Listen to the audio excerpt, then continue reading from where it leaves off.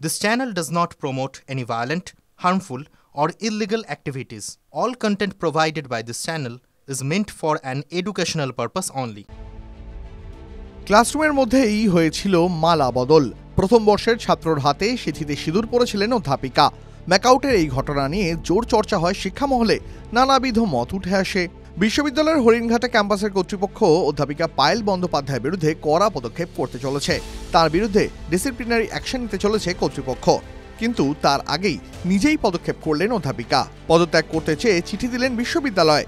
কিন্তু বিশ্ববিদ্যালয় সূত্রে জানা গেছে তিনি পদত্যাগপত্র পাঠালেও তা গৃহীত হয়নি, কারণ বিশ্ববিদ্যালয়ের ডিসিপ্লিনারি কমিটির সিদ্ধান্ত অনুযায়ী তাকে শাস্তির মুখে পড়তেই হবে। এই নিয়ে অধ্যাপিকা পায়েল বন্দ্যোপাধ্যায় বলেন, একটা ড্রামাকে মানে একটা নাটকে নাচ গান অনেক কিছুই হয়, কিন্তু কেবলমাত্র একটি অংশকে নিয়ে ভাইরাল করা হয়েছে।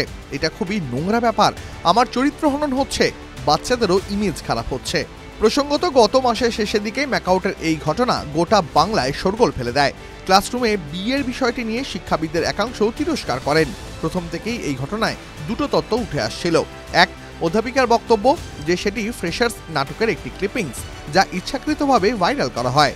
আর দ্বিতীয়, বিশ্ববিদ্যালয়ের ভারপ্রাপ্ত অধ্যক্ষ ও রেজিস্ট্রারের বক্তব্য, যা হলো একটি ক্যারিকুলামেরই একটি পার্ট। কিন্তু তদন্ত কমিটির রিপোর্ট স্পষ্ট করলো এটা ড্রামা বা প্রজেক্ট নয়। তদন্ত কমিটির রিপোর্টের ভিত্তিতে বিশ্ববিদ্যালয়ের ভারপ্রাপ্ত উপাচার্য তাপস চক্রবর্তী বলেন, প্রাথমিক রিপোর্টটা আমার হাতে দেওয়া হয়েছে।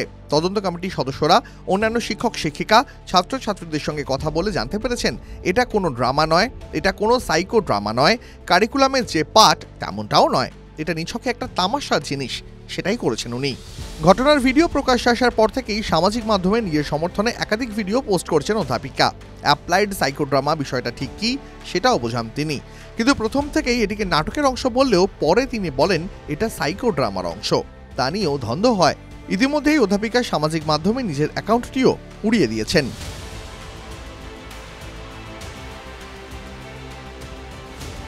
টিভি9 বাংলা ডিজিটাল।